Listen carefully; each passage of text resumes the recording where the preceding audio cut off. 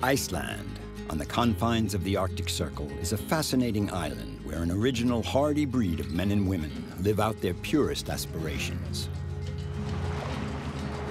A touching authenticity beats in the hearts of its inhabitants. They know that nature here is uncompromising, so they have no other choice but to remain humble and to live thanks to what it can offer. Like this island, where the forces of the earth are visible everywhere, the Icelanders feel free and independent. A bad day outside is always better than a good day in the office.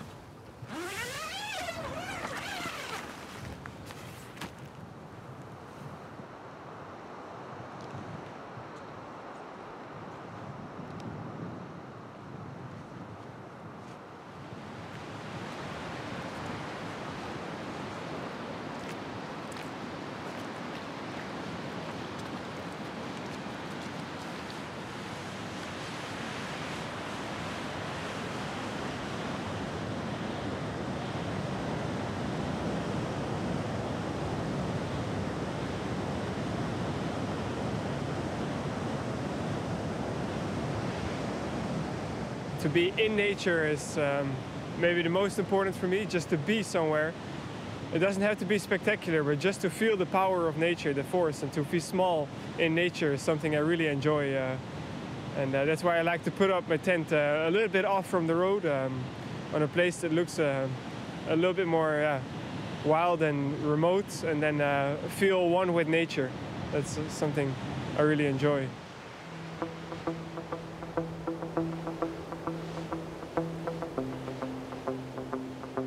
Tayo has always been fascinated by earth sciences. First, he studied astronomy in the Netherlands, his home country. Then he went into glaciology, a discipline that allowed him to wed his two great passions, science and the mountains. Studying glaciers puts him on the cutting edge of climate warming research. This land, with the primitive, rugged force of its volcanic landscapes, symbolizes nature in its purest state.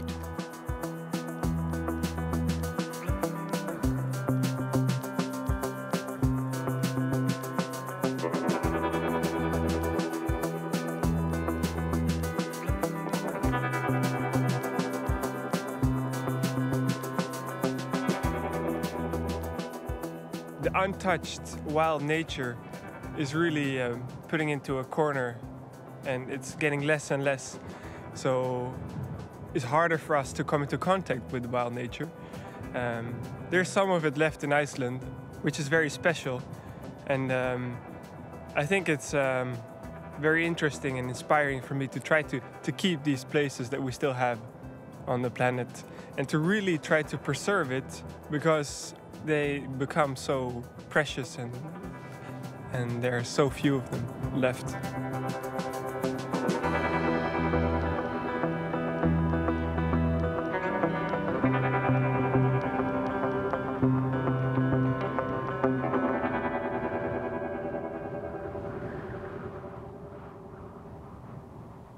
Tayo moved to Iceland 4 years ago. This country is sitting on the world's most active hotspot, where one can observe the formation of our planet in real time. Iceland is a cauldron and a fascinating land of experimentation for scientists who, like Tayo, are actively committed to the preservation of the Earth.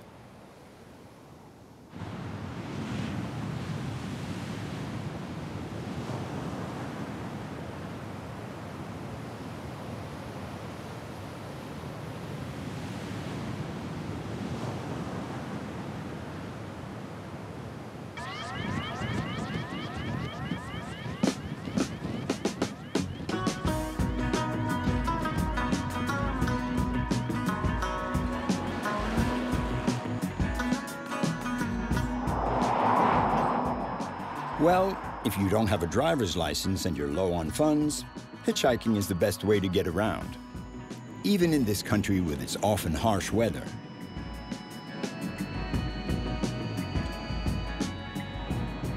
Today, Tayo is headed for a vast glacier field in the south to lead a scientific expedition.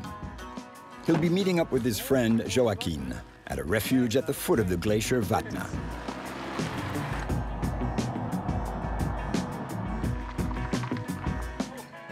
Dude, it's okay if I go with you. Cool. Okay, cool. Where are you heading? Right I'm now? going to Skaftafell. Oh, cool. Going to work. Yeah. That's the same direction I'm going. That's great. Yeah, cool. What are you working with? I'm working on the glacier, guiding people, taking trips. Oh, sweet. Yeah. Have you been on Fatlikut as well? Or? Yeah, I've been on Fatlikut, and I've been on Skaftafellsjökull, I've been on Svínafellsjökull, I've been on Fjallsjökull, I've been on Heinabergsjökull, I've been on Breiðamerkurjökull, I've been on Skeiðajökull. I've been on most all the glaciers from the south coast. Yeah, I've taken most of the south coast and gone on all the glaciers because even if I have days off, I will still go on the glacier. Yeah, it is right. It's really enjoyable for me because I'm always driving this route like a few times a month. So it's really enjoyable for me to meet up with people from all over the world that I can chat with them on the way. Time flies much faster when you have somebody in the car with you.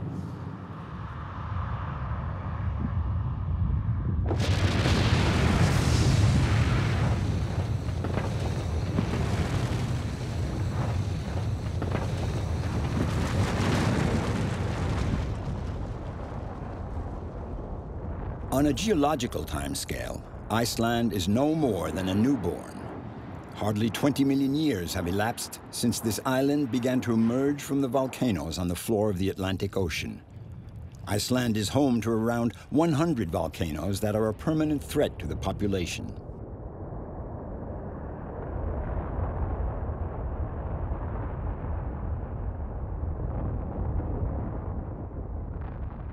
Over the last few centuries, Iceland has experienced a major eruption every 5 years on an average. Vast expanses of the landscape are old lava fields covered in surface moss, while hidden beneath lie surprising geological formations.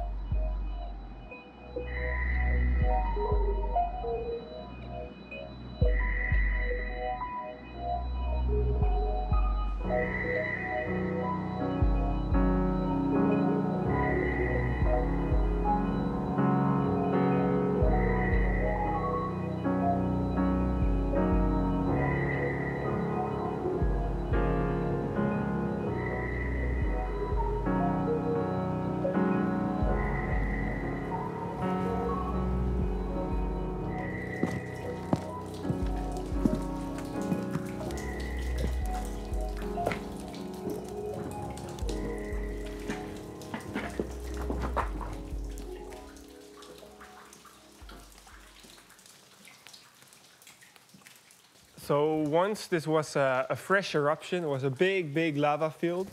And what happens at some point is that the surface cools down and that becomes solid, but then the lava can still flow under it. So here the surface cooled down first, but then inside here was kind of a river of lava that flowed through this tube. That's why it's called the lava tube.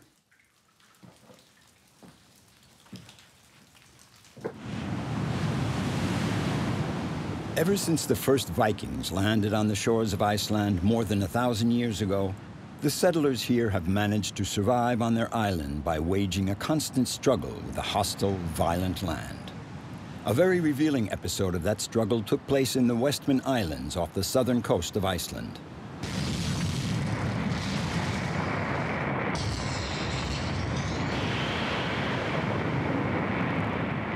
January 23rd, 1973. In the middle of the night, fountains of lava burst forth from the Helgafell volcano overlooking the fishing village and flowed down to the sea in a torrent of molten rock. 5,000 inhabitants were rapidly evacuated to the mainland. The eruption would last several months, burying the town under tons of ash.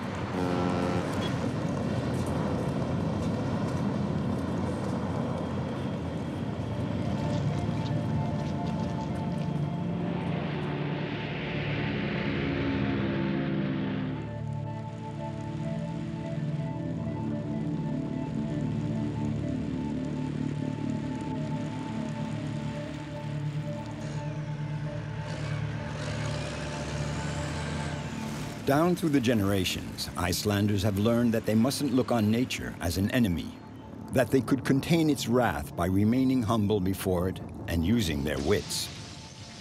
The population of Westman refused to give in to the fury of the earth and mobilized in an amazing show of solidarity.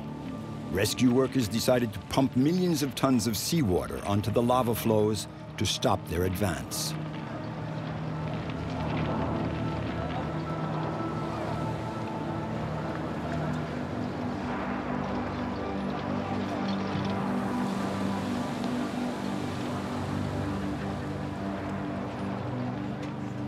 In this Homeric battle of water against fire, the port and a part of the town were saved.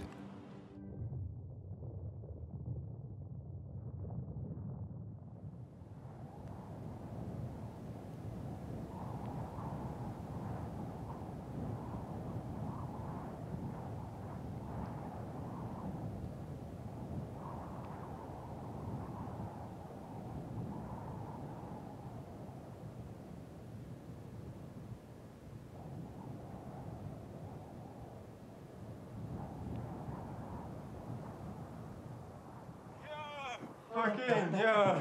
What up, dude? Good to see you. Good to see you. Nice. You managed. Yeah, I got here. That's pretty cool. Yeah, so we're having pasta with tuna and tomato sauce. Wow, nice. Pretty sweet. Typical mountaineering food. Yes. Yeah. Fast. I'm gonna start also checking the... Joaquin, a Spaniard, also felt the magnetic pull of this majestic island. Like Tayo, he spends all his time in an effort to understand the mechanisms of our planet in order to better defend it. The two friends are going to ascend the glacier tomorrow to set up a GPS device that will measure the glacier's speed. Yeah. So we're just going to these crevasses right there, because it's still moving quite fast, but not too fast. Yeah, it must be amazing, the landscape of there. I have never been in that area, so I'm really looking forward. Yeah, okay. I never really, they're pretty cool, but I never really saw it before. The platform that Tayo has picked out in the midst of the crevices is a 3-hour hike from the refuge.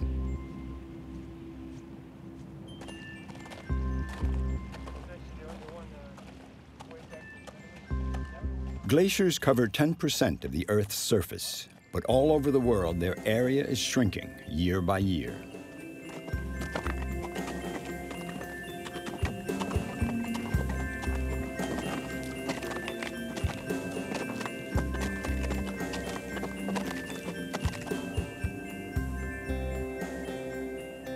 These giants of ice are one of the more visible signs of the climate change our planet has been subject to.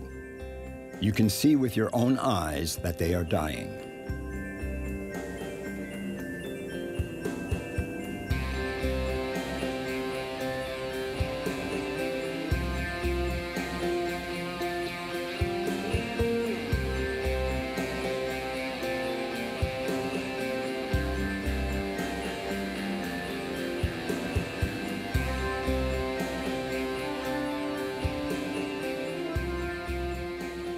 Tayo and Joaquin have chosen to devote their lives to exploring glaciers in order to bear witness to their rapid decline. Their work leads to predictions about another phenomenon that concerns us all, the rising sea levels and its direct consequence, the disappearance of inhabited land.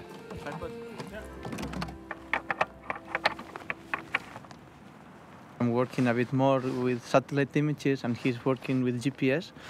With a satellite image, you can get the full glacier, and with this, you can get a really, really accurate one single point. So the best is, of course, to combine both. Yeah. I think it's rolling. Yeah. So here is the number of satellites. At this place, I really feel like home. It's a really special place. I have often the feeling the glaciers are calling me. They're kind of making, talking to me, saying, "Come, come."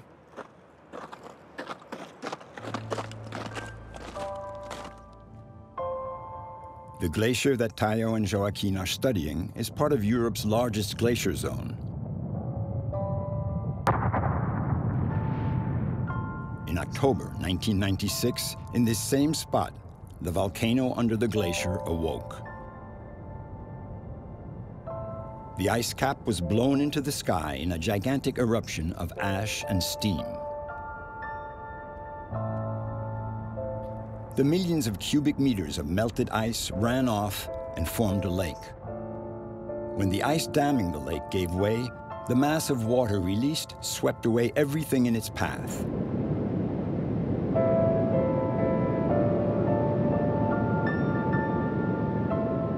For geologists, it stands out as one of the most remarkable eruptions of the century, for these are the natural phenomena that formed Iceland's present landscapes.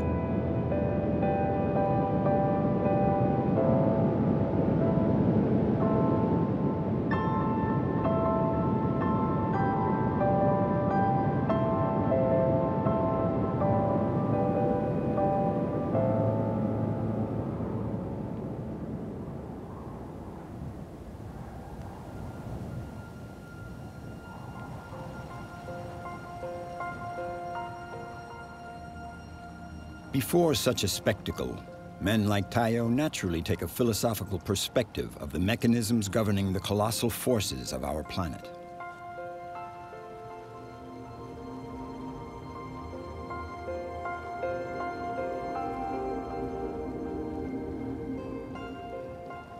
When I was studying physics, I was thinking about what life is.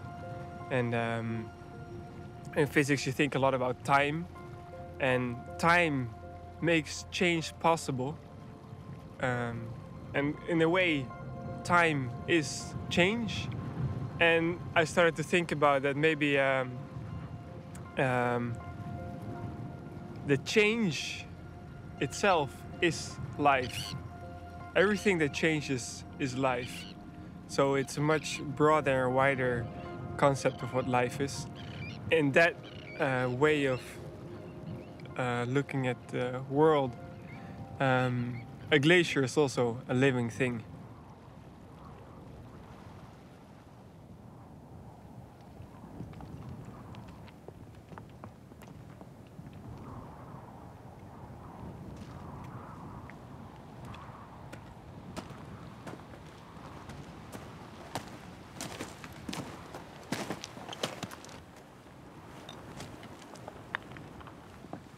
Right here we're making a little cairn so we can find the right way down. But it's very small. We want to keep it small because we're in a national park of Iceland and we're not supposed to make cairns because then people will always follow the same trail and they don't want to have a lot of trails going through the national park. So on the way down, hopefully you can find it and then destroy it on the way down.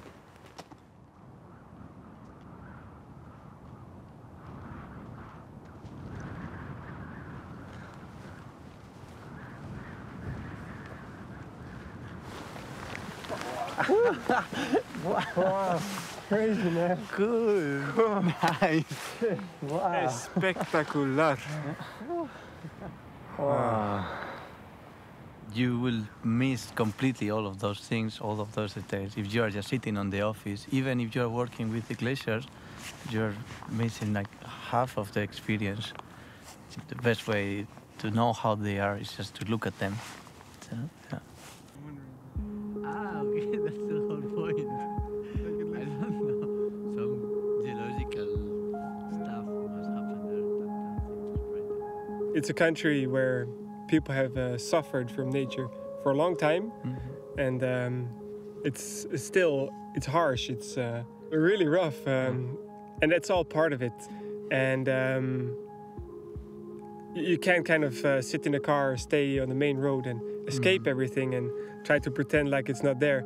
But I like to be outside and to have it in my face, to really to feel the wind, to feel cold, and actually to feel miserable, to feel bad, and to kind of suffer. I think it's a part of it. I think you cannot really be in Iceland without suffering. Tayo is not about to leave this country. He is pursuing his research with dogged determination, hoping to unlock the secrets of the glaciers. The commitment of these men may one day allow us to better predict the changes of our planet.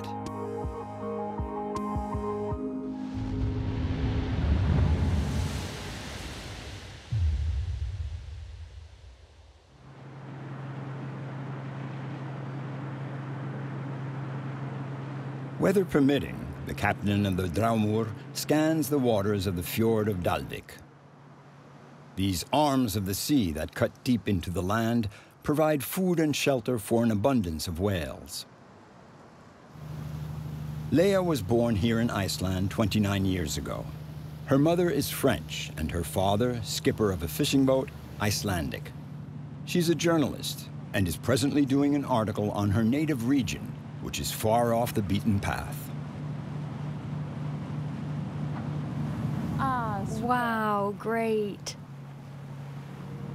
That's a beautiful humpbacked whale putting on a show, for the pleasure of all concerned.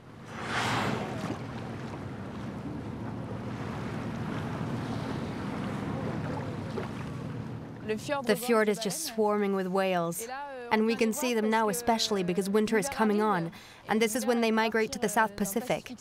So this is the ideal season for whale watching. Before they head off in search of a warmer climate.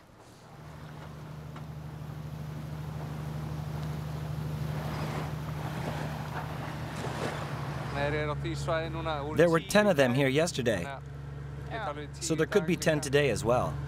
The sea is calm today. Yes, a beautiful day.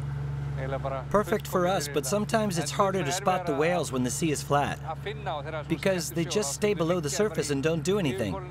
They don't even come up to blow. Leah is Franco-Icelandic.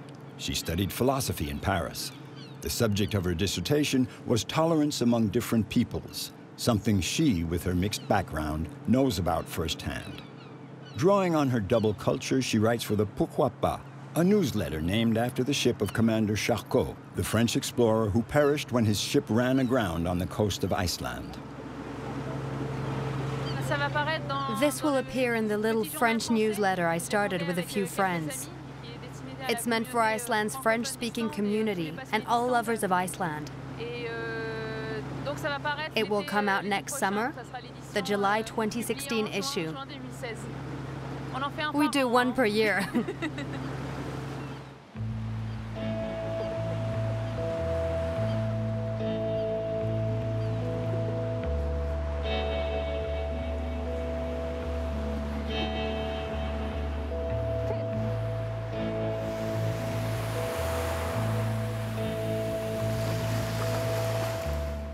Leah spent the first 6 years of her life in Iceland.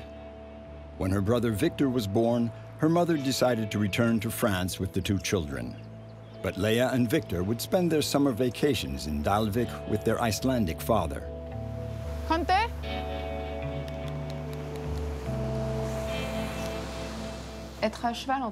Straddling the 2 cultures is tricky. Whichever country you're in, you're always kind of a foreigner. On the other hand, the great thing is, as Guth said, you never know your own language as well as when you speak another. And being a dual national maybe makes me someone who has an intimate knowledge of both countries, and that's a great asset. So I really consider that I belong in both countries. I could never choose.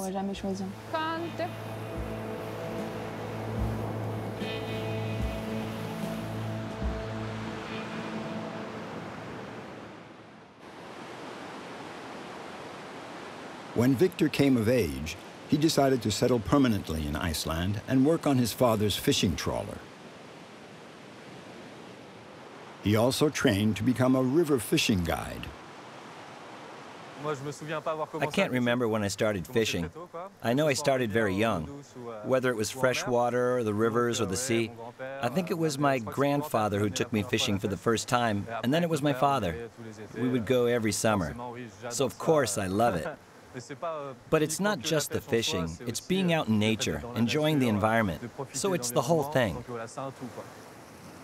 It's a very Icelandic thing, being a fisherman by profession and fishing as a hobby. Everything revolves around fishing. You work at sea and spend your vacations on the rivers. Wow. Is that nice or what? It should flake off easily. It's cooked to perfection, nice and tender. Yeah, I can tell.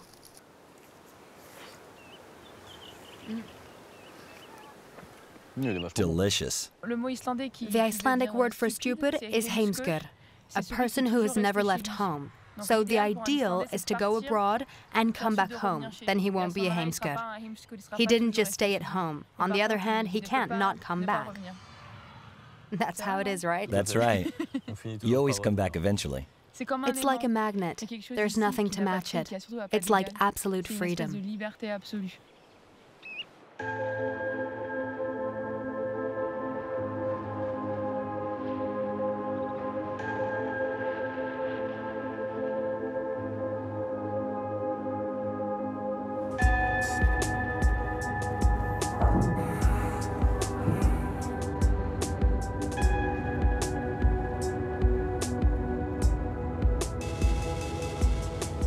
Three times a week, the ferry heads out to Grimsey. Lost in the mists, this small island, worn and scarred by the wind and storms of the Atlantic, is a 3-hour boat ride to the north of Dalvik.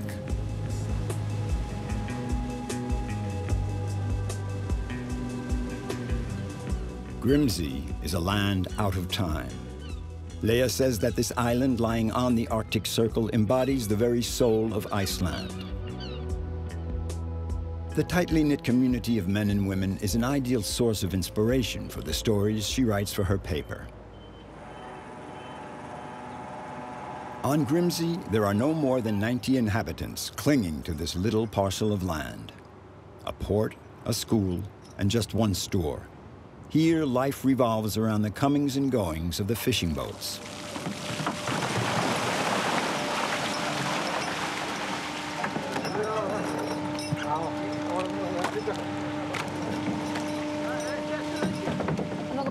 My grandfather was born on Grimsey. So, yes, we're necessarily cousins with everyone on the island.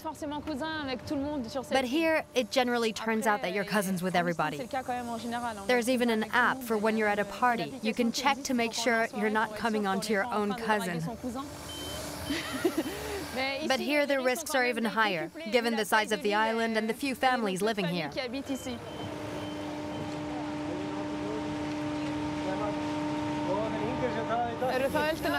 The waves were a good 2.5 meters yesterday. They're a little lower today, but they take time to settle down after a storm like that. The sea is still pretty rough. The biggest cod there is 25 kilos, right? That sounds about right. And now we're coming into the very best fishing season. Really? Why? Because there's less for the fish to eat in the ocean, so they'll take our bait more readily.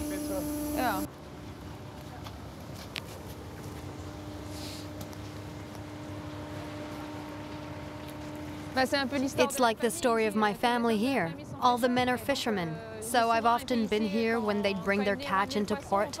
I'd often be here to greet them. Same thing when they'd go out. I'd watch them leave. I used to see the men coming back, and then I'd ask them how it went, what kind of catch they got.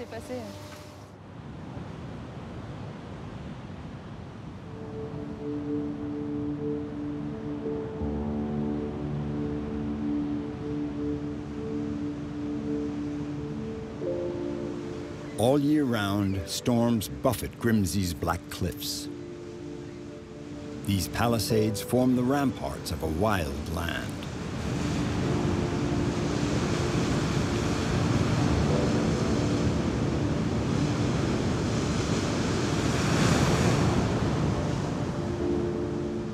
The fishermen are well aware of their sea's reputation, generous with its fish, but violent and unpredictable. Everyone here knows that you can't bargain with its whims.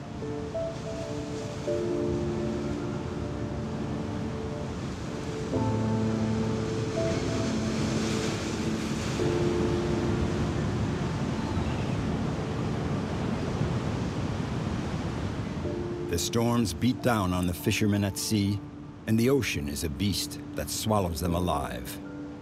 Not a single family on Grimsey has been spared.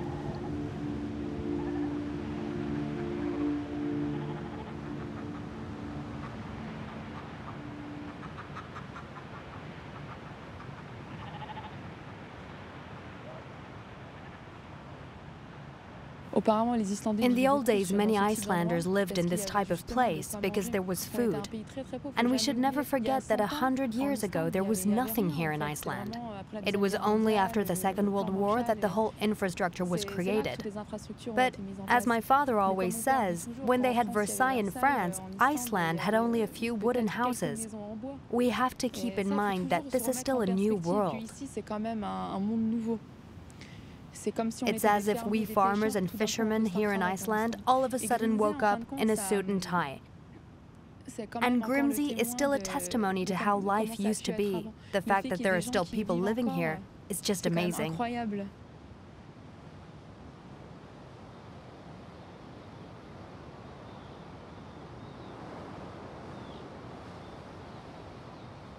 When you live on Grimsey, you necessarily have stories to tell. Like Bjarni, the village elder. He's sharing his love of the island with Leah. Yeah.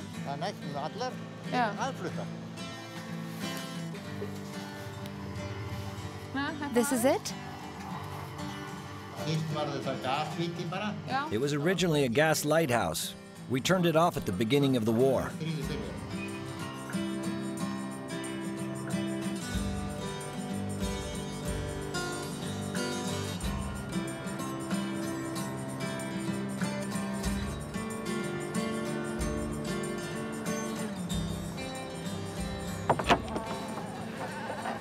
So there was only the pastor left? Only the pastor and 2 old-timers. We wrote to the bishop to find new men to settle in Grimsey. Thank you. It was nice.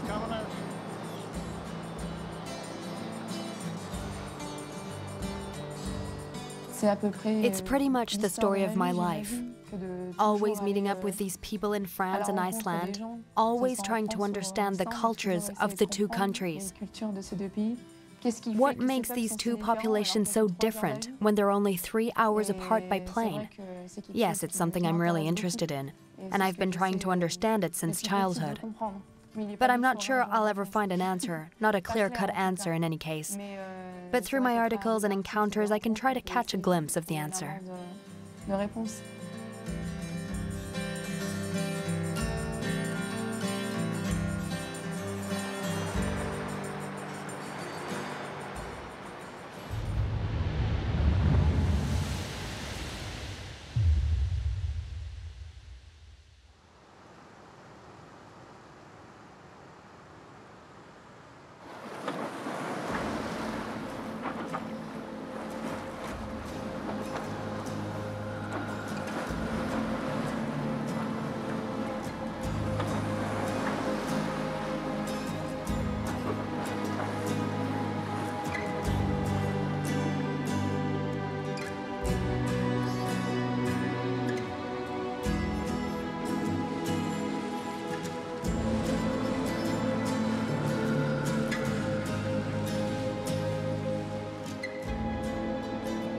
I think, yeah, in some parts of the world, when people live in a city and they go to nature, like going to a museum or a park or something, they go and watch it, and then they go home again. That's not the life that I want to live. I just want to live in it. I want to be part of it, and I want to play with it. And it's a kind of also a freedom. I mean, you don't have any motor, you can go wherever you want. I mean, I could start tomorrow or today, we can just go on for many months, you know? Don't have to ask anybody. Freedom.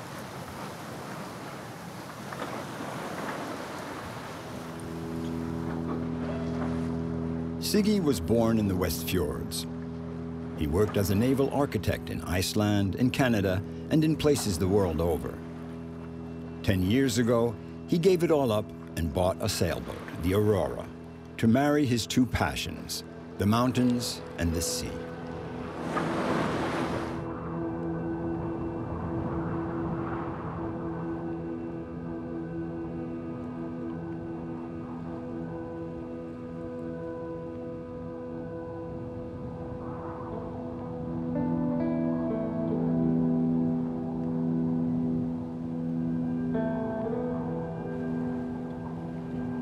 Thanks to his boat, Siggy can share his favorite spots of the West Fjords with other sports and nature lovers. Greenland, some 300 kilometers to the north, is a regular destination of his outings. But his favorite playground is still his own wild region. Here at the ends of the earth, nature is unforgiving, but it is wild and unspoiled like no other place in the world.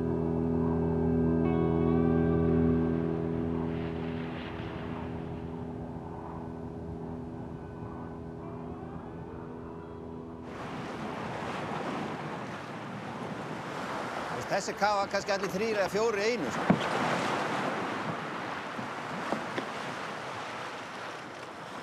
Today, the 2 men on board the Aurora with him are his son, Haukur, and his cousin Vidar. The family will be spending a few days together so that Vidar can perfect his sailing techniques.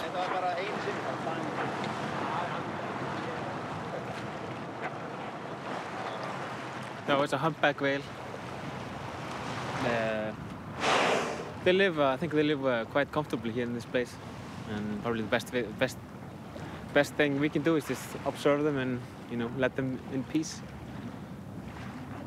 That's why you see a whale and, you know, what's it doing? I don't know. It's just being a whale, you know. Same as a whale. Look at me.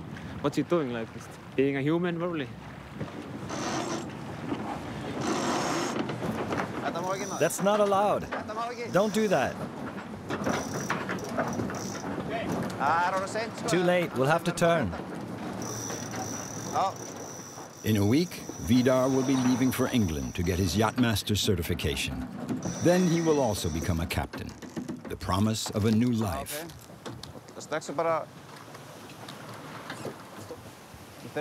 We turn there, and we'll be headed toward the trawler. And then we'll come back. Tell me exactly when. You just have to be careful not to slacken the jib. Right. 9 months ago, while out skiing, Vidar was caught in an avalanche. It cracked several neck vertebrae and broke his arm. Ready? Now you can let go. Take hold and pull. Very good. Vidar barely survived, but he was laid up in the hospital for several weeks. His iron determination, along with painful sessions of physiotherapy, allowed him to gradually recover his mobility. And Siggy played a crucial role by training him in sailing. He's giving me this opportunity to learn from him, you know, because he's been sailing for 20 years, you know. And it's also very important after an accident, when you're recovering, you have some sort of goal. And give me a purpose to get back, to get fit again and strong again, to go, to learn to sail, you know. Oh yeah, he's getting well trained, you know. Better and better. Okay. He's an inspiring person for sailing.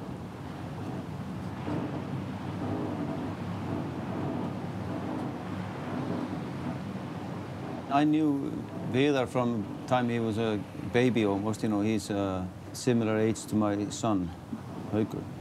And I think he's been, I mean, he's still young. He's kind of feeling his way around life, and he's very interested in all these outdoor. We managed to convert him from skiing to sailing. So yeah, he's a good kid, and I think he can do some nice things.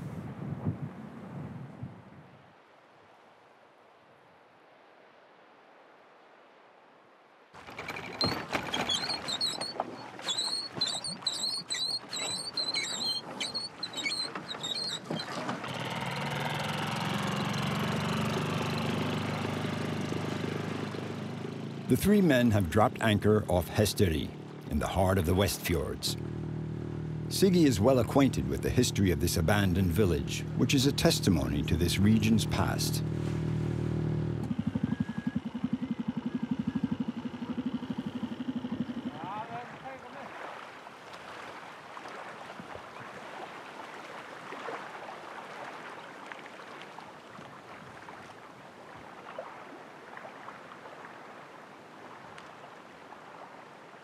This is an Arctic fox.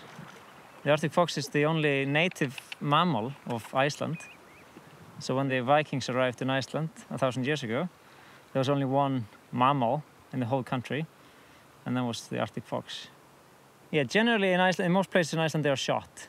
But here in this region, they are protected because it's a nature reserve, and it's not allowed to shoot the foxes.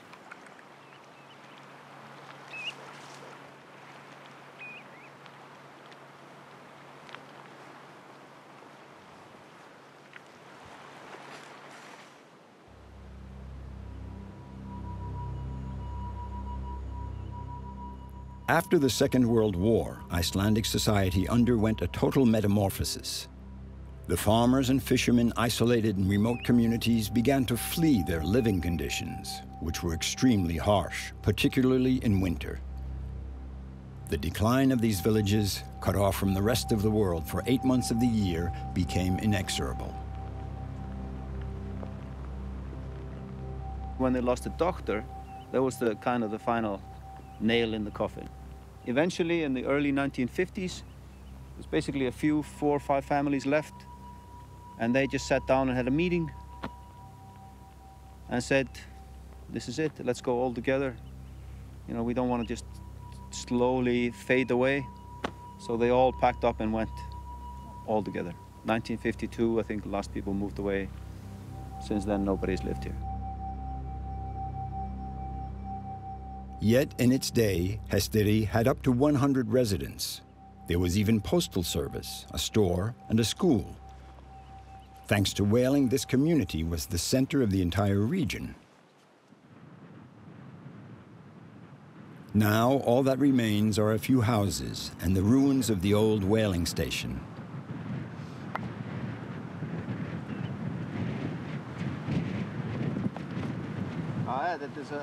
They use this to melt down the blubber for the oil. They were mainly after the oil. And the meat, it went to the locals? Or they'd throw it away. Later, they began to make animal meal with the meat. At the end of the 19th century, the sea around Iceland was rich with whales.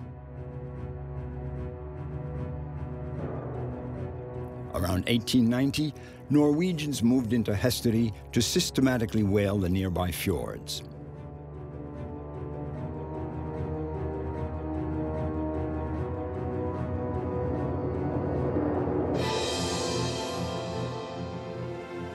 For the inhabitants of the West Fjords, who had lived closed in on themselves, it was a radical change. All of a sudden, they came into contact with the rest of the world. Foreigners came to work in their region and intermarried with the local women.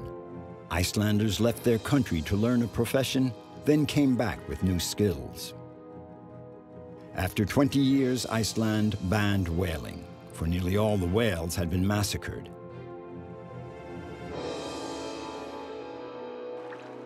"15 years later, the country once again authorized whaling, but issued permits only to Icelandic companies.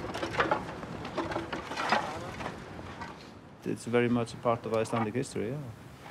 People say, well, we should just bomb it all down and clean it, you know, because it's a pollution in the environment, but I think it's old enough that it's an interesting kind of a relic in a way, you know.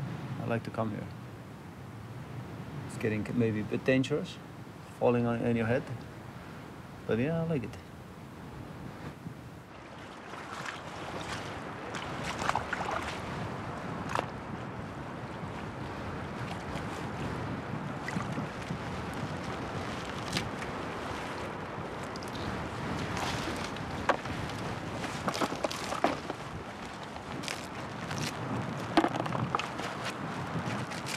People survived here in these fjords for hundreds of years, or 1,000 years almost, with what they can find in these fjords. Fish in the fjords, and mussels, and birds, and eggs, and anything they could find. They were 100% sustainable for hundreds of years, so it's totally possible. Delicacy. Still alive.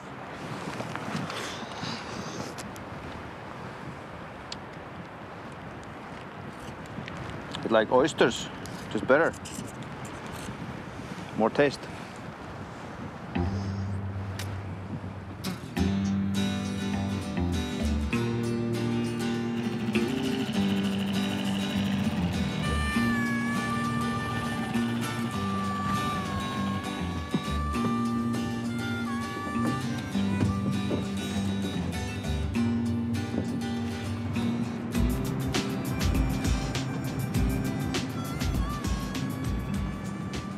There are very few roads in the West Fjords, so the only way to get to the wildest spots is by boat.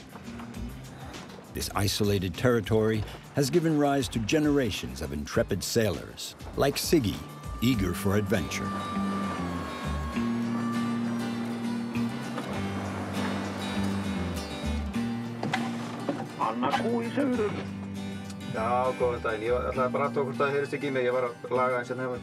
Siggy has turned the Aurora into an ideal base camp. On board, life unfolds to the rhythm of the sun. And when night falls, the Aurora becomes a cozy cocoon, like every other home in Iceland.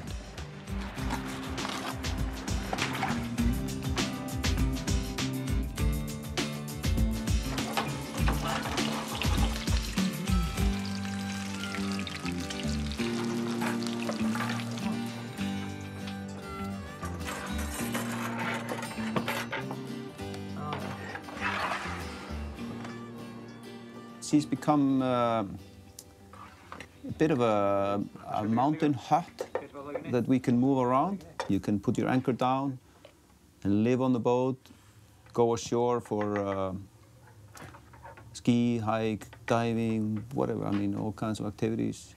Come back on the boat, have some nice dinner, good company, good conversation around the table, solve every problem of the world, go to bed, sleep, and wake up ready for the next day. That's kind of what Aurora does for me.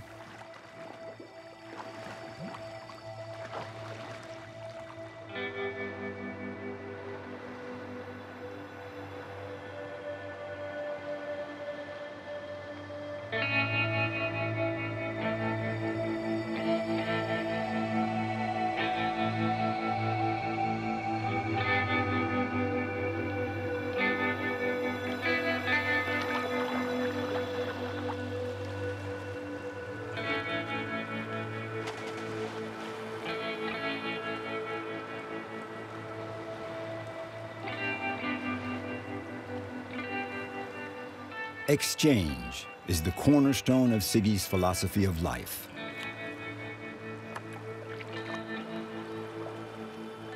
What he has taught Vidar goes far beyond mere sailing techniques.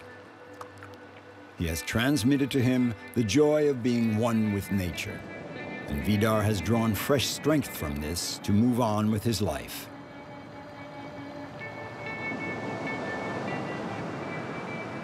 What I discovered in myself that I want to learn is more about the ocean, about the sea, because I live so close to it, you know, we're dependent on it, and it's big, and it's dangerous, and it's beautiful, and it's mysterious, and everything, you know, it has a deep meaning for me. Yeah, I'm looking forward to trying something new, learning something new. I don't know where I'm gonna go, what I'm gonna do, just explore the ocean. Yeah, he's ready. So in, what, 5-6 days, we'll be sailing in South England. Make us proud.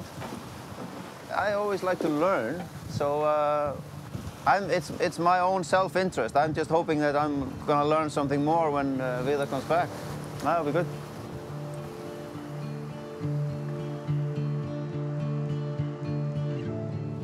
Vidar, following the time-honored Icelandic tradition, will go abroad and then come back, richer for the experience.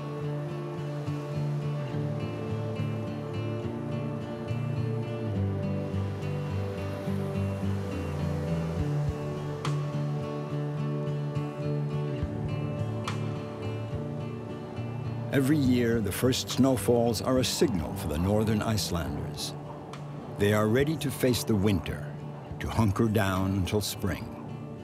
The waters of the fjord will soon form a dense ice pack, and Siggy will have to moor his boat as the days gradually shrink to nothing, and one long night covers this land of ice.